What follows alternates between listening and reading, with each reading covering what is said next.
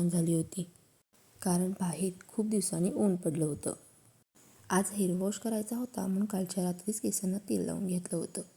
तसं मी केसांना तेल हेअर वॉश करायच्या अगोदर 2 तास लावून घेते. आज जेवणामध्ये मला फक्त कोशिंबीर करायची जरी असली तरी बाकीच्या सगळ्या गोष्टी मला आवरून घ्यायच्या होत्या. नेहमीप्रमाणे स्किन केअर केलं. मॉइश्चरायझर, टोनर, सिरम या गोष्टी मी लावायच्या विसरते, पण सनस्क्रीन अजिबात विसरत नाही. टेरेसवर आल्यावरती असं वाटतं की ढग हाताला लागतील एवढ्या जवळ ढग असतात. आणि आमच्या टेरेसवरून जो समोर डोंगर दिसतो ना, तो ज्योतिबाचा डोंगर आहे.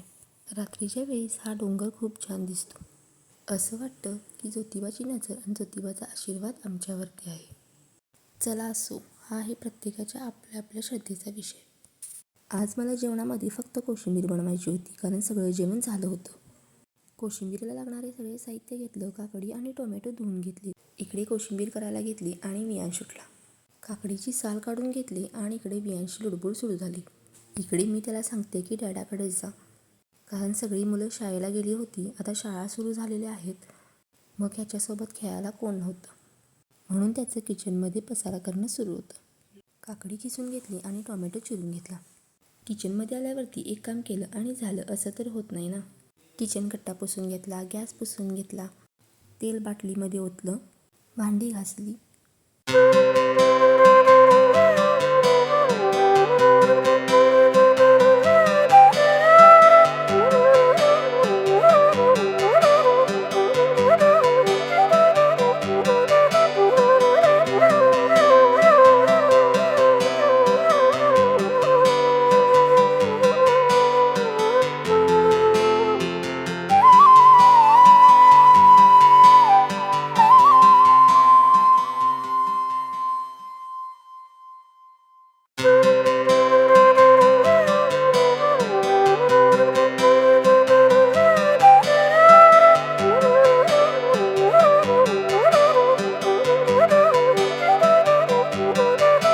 किचनमधलं सगळं आवरून रूममध्ये आले.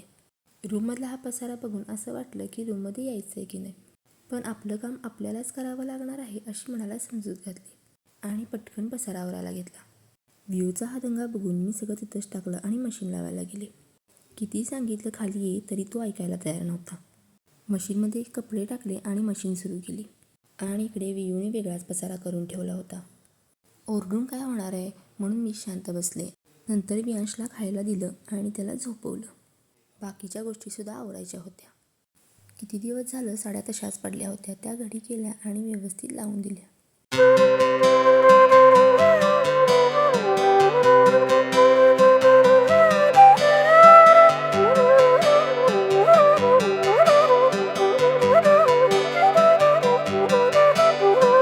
व्यवस्थित कपाट ऑर्गनाईज करून घेतलं. तुम्हाला कसा वाटला माझा हा व्लॉग? आवडला असेल तर चॅनेलला लाईक, शेअर आणि सबस्क्राईब करा. चला तर मग पुन्हा भेटूया एका छानशा व्हिडिओमध्ये. तोपर्यंत बाय.